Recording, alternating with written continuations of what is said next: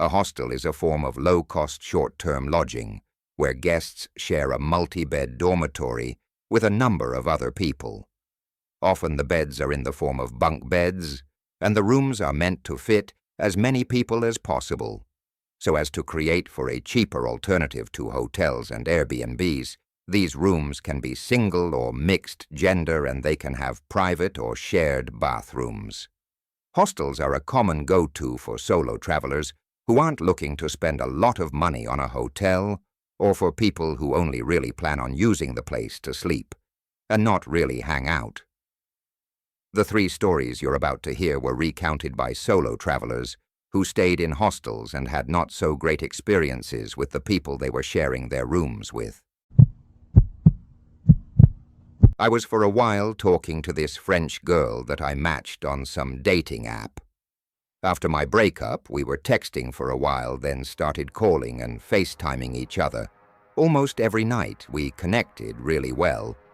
But she came from a strict family who she still lived with, so when the idea of me visiting her came up, she made it clear she wouldn't be able to host me.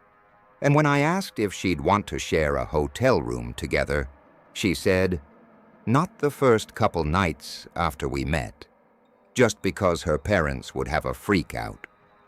So since I was only 23 and my pockets weren't stuffed, I booked to stay at a hostel not far from her in Paris.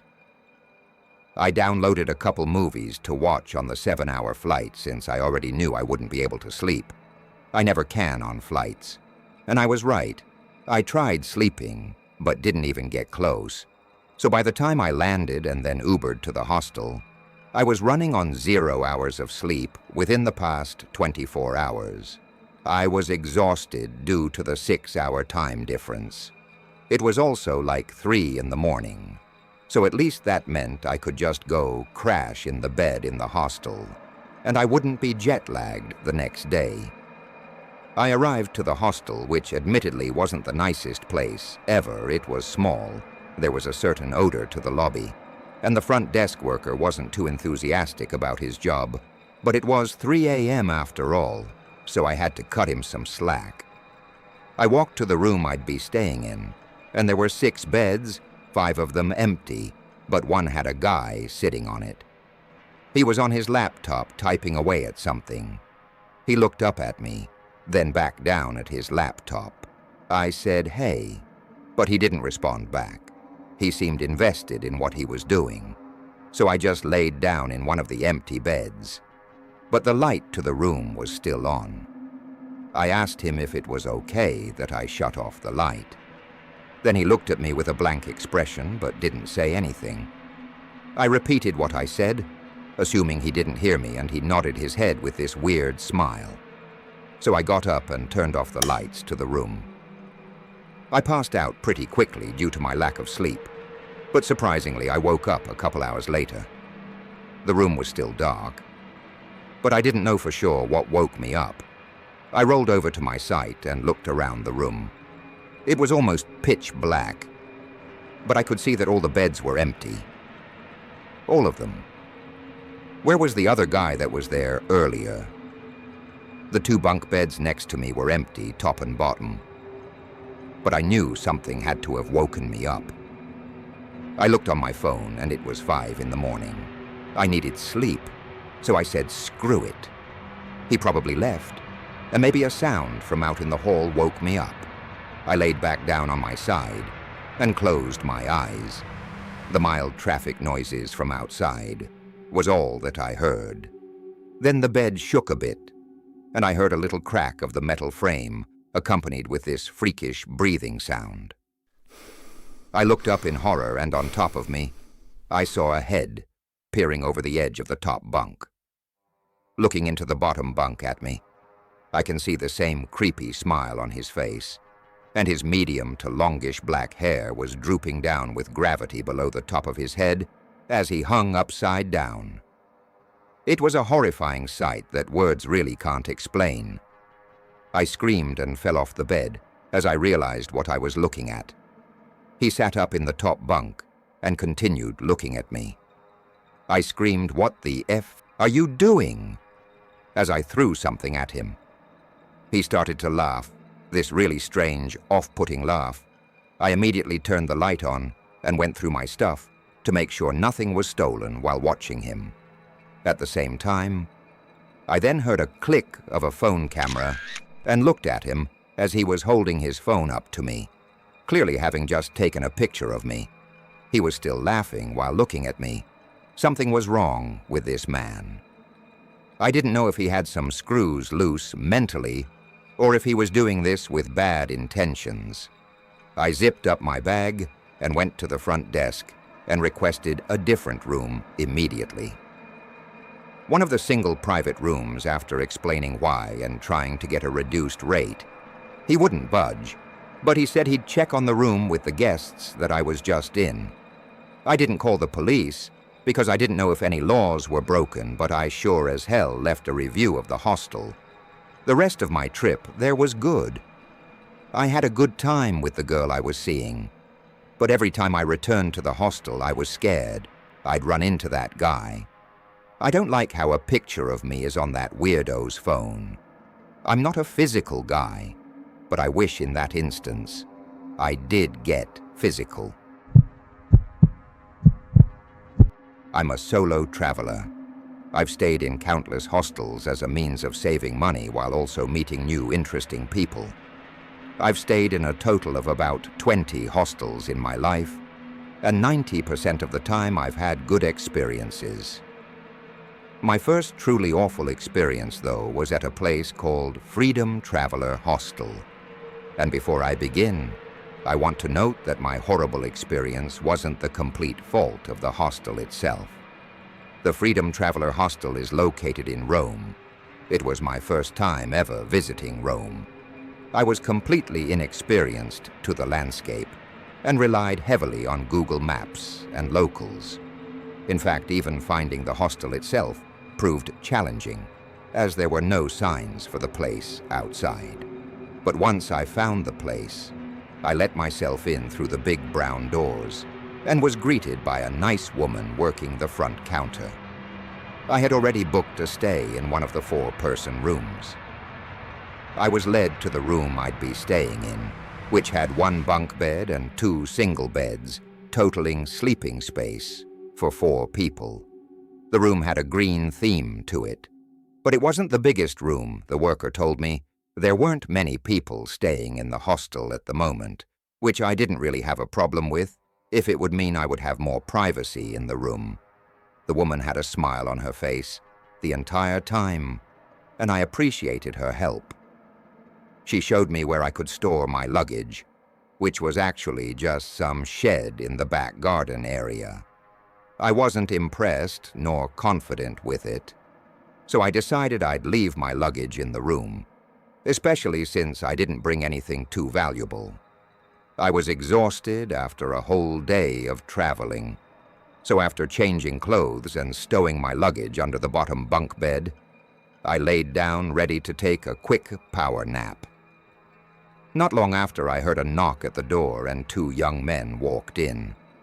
They had thick Italian accents. I could tell right away they greeted me and started talking to me, even though I was mid-nap, but I'm polite and social, so I was friendly and chatted with them. They introduced themselves as Marco and Lucio brothers. Marco had to be like 6'4". He was huge. Lucio was probably 5'11", but he wasn't a toothpick either, and I could see the resemblance in their faces.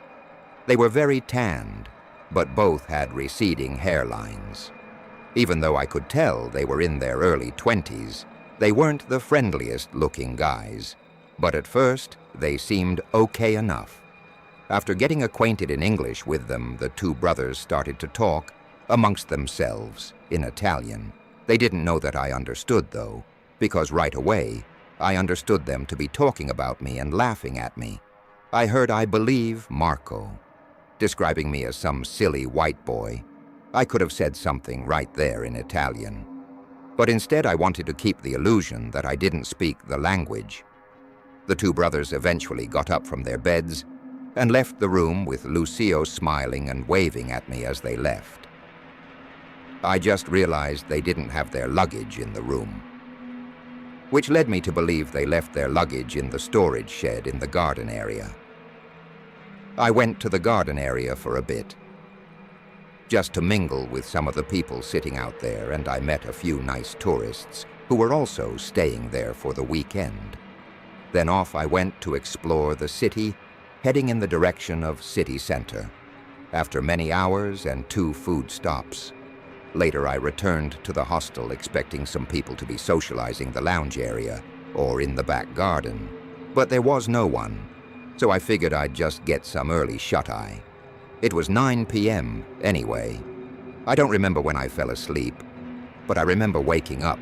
The lights in the room were still off, but I heard whispering voices. The brothers were back. I didn't move. I listened to what they were saying, still speaking in Italian. One of them whispered something that roughly translated to just, "Grab it," or "Are you gonna do it?" I didn't know what it meant, but I had a feeling they were talking about my luggage.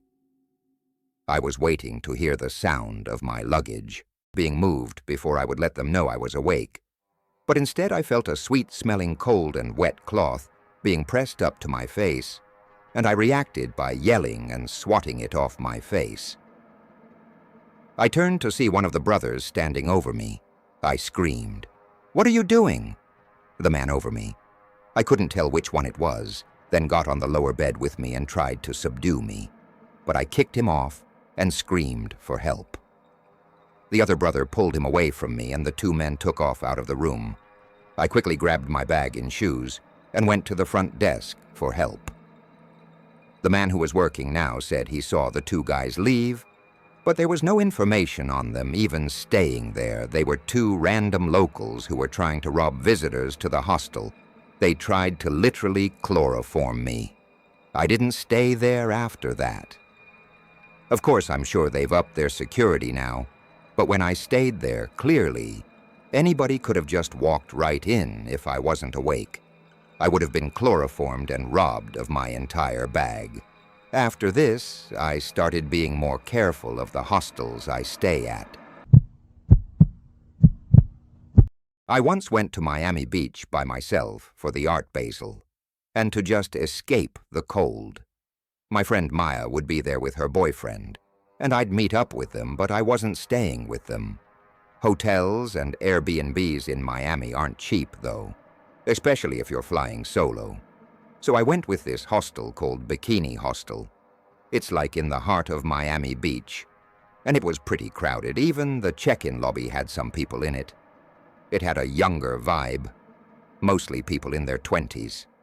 Some people seemed to be there in groups, others solo like me. I didn't spend too much time in the hostel, though. It was only meant as a place to sleep. For me, the place had lockers that you could put your bags in, so I was able to be gone the entire day with peace of mind. It wasn't until that first night that I returned and met some of the people in the room with me. I was in a mixed dorm, meaning both male and females.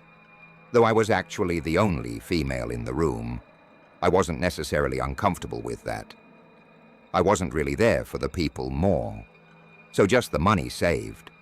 I met about 3 of the however many people were actually staying in the room the next morning. I woke up, and first thing I did was look for my phone, which I thought I left on the bed. I looked all over the bed, and then under it. Someone in the room had to have taken it. I started asking everybody if anybody had it. I asked the guy in the bed next to me to call my number and see if we could hear it ring. But no one could. I started to question if maybe I didn't bring it back to the room. After all, I borrowed the same guy's phone to call my friend Mia and tell her I lost my phone and to meet me at the brunch place we wanted to hit. I checked the entire room one last time, then checked with the front desk and asked them to call me his number if anyone should turn my phone in. Then I left to meet Maya at this place on Collins Avenue to get brunch with her and her boyfriend. While there, I used Mia's phone to sign into iCloud to check how to find my iPhone. It said the last known location was at the hostel 2 hours ago. That gave me some form of relief. because maybe I left it in my bag, or the locker or something. We went back to the hostel together and looked everywhere in the room, including the locker and my bag. It didn't turn up, and this made absolutely no sense. But I wasn't going to let it ruin my trip. We walked to the convention center, which was where the art basel was being held, after leaving hours later. We grabbed a late lunch or early dinner and hit a couple bars afterwards. At some point, I checked, find my iPhone on Maya's phone again, and this time it said, my phone had moved. It was basically right on top of us. Mia and her boyfriend joked about me being sure I don't have it on me. I told them I absolutely do not. I looked around for anyone who might have my phone, but what would I even look for? I put my phone into lost mode, now that I knew someone had it. Mia's boyfriend screamed out. Did anybody find a lost phone? But no one came forward, though everyone looked at us and some people left. That's for sure. We tried calling my phone a bunch of times, and though it would ring, no one picked up. I went back to the hostel when it was dark out to change clothes. As I was walking back, I was starting to accept that maybe my phone wasn't going to be returned to me, but my entire walk back, I felt like this weird-looking guy was following me. He took every single same turn I took. I don't think he noticed that. I noticed, but I was very suspicious. He was following me when I got back to the room. I went on my laptop before getting changed to check, find my iPhone again, and now the location was back in the hostel. I was excited because I thought maybe they were returning it. I checked the front desk, though, and nothing. I asked a bunch of people in the hostel, too. No one had it, or at least they weren't admitting to it. So I went to Instagram on my laptop and started DMing Mia to keep her updated on when I'd be ready to meet them out. I went to take a quick shower, then changed into more going-out appropriate attire. When I came out from the bathroom and back into the room, I was shocked to see that man that I thought was following me was sitting in one of the beds on his phone. There were two other guys in the room with us at that moment, but I had a scary thought, so I hurried to DM Mia to call my phone right now. She said, "Okay," and then I heard the sound of a phone vibrating in a pocket or on a bed. I looked up at the guy who suspiciously looked back at me at the same time as if he knew, and that told me everything. I started yelling, "Give me my phone," exclaiming, "I got you to him." The other two guys in the room helped me and demanded the guy empty his pockets and give me my phone. He listened and took out a phone. Sure enough, my phone, I snatched it from his hand and told the other two guys that he had been following me all day and was purposely avoiding returning my phone, which he probably took while I was asleep. The guy got up and hurried out of the building with his backpack, never returning. I made friends with the two guys who helped me. Their names were Mark and Paolo. I had them come out with me to meet up with Mia. I'm grateful they were there because I wonder how things would have played out differently if they weren't. I also recommend keeping your phone and valuables in a very safe place. If you ever stay in a hostel, and just generally be aware of the people around you.